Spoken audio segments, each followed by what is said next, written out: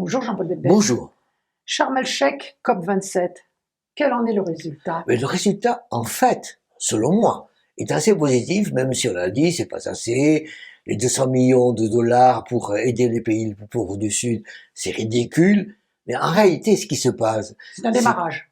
c'est qu'on continue à avancer depuis la COP 2021, qui était un pari, qui était un engagement général et généreux, à avoir quelque chose de chiffré et de vérifié. Et d'année en année, on demande aux pays ce qu'ils font, compte tenu du fait que, parallèlement, le réchauffement climatique et les instabilités climatiques augmentent.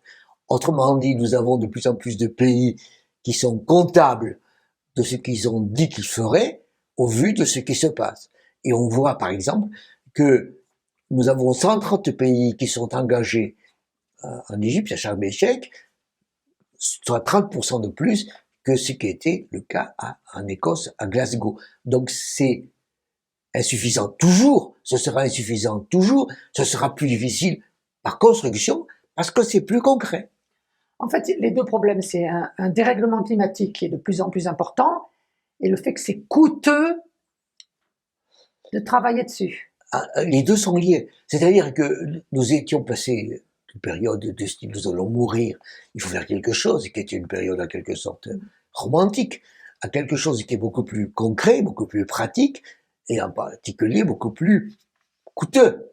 Il faut dire combien de degrés, quels sont les engagements, qu'est-ce que vous faites pratiquement pour le CO2 et pour le méthane, qu'est-ce que vous allez faire, vous, dans tel pays, dans tel secteur, dans telle activité.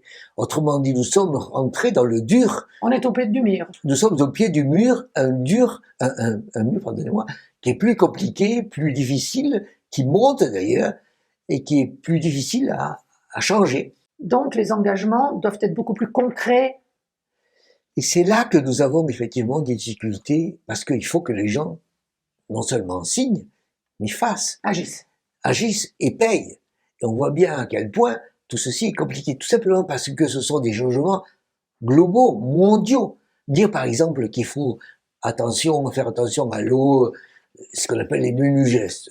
J'ai pas dit que c'était négligeable, mais... Quand 2 milliards de personnes le font, ça n'est pas négligeable. Oui, mais c'est secondaire par rapport au problème que nous avons. D'accord. Par exemple, quand on dit il faut changer l'automobile, ah bon, qu'est-ce que ça veut dire? Est-ce qu'il faut conduire plus lentement? Est-ce qu'il faut arrêter de produire des voitures thermiques? Mais à ce moment-là, mais qu'est-ce qu'on va faire des gens qui les fabriquent? Ensuite, on met en place des batteries au lithium. Mais est-ce qu'il y a assez de lithium sur la Terre?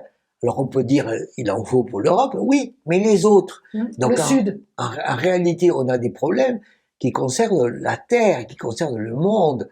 Et pour le moment, on a des engagements qui touchent plutôt les pays riches, ou pour être même plus précis, l'Europe. Oui, et donc j'étais un peu en avant. Le Sud, il faut faire quelque chose. Le Sud, il faut faire quelque chose, évidemment, parce qu'on voit bien que les crises à l'heure actuelle arrivent plutôt au Sud. Pour deux raisons. Les tsunamis, la mousson et tout ça, c'est quand même vers les pays du Sud. Les réchauffements climatiques, les moussons, c'est chez eux. Et en plus, ils sont pauvres. Et la conséquence, on le voit d'ailleurs, des migrations internes et externes. Et on voit bien à quel point, pour résoudre ces problèmes climatiques, il y a des problèmes économiques et sociaux. Et qui sont plutôt, à l'heure actuelle, polarisés dans le Sud, et c'est là qu'il faudra mettre plus d'argent.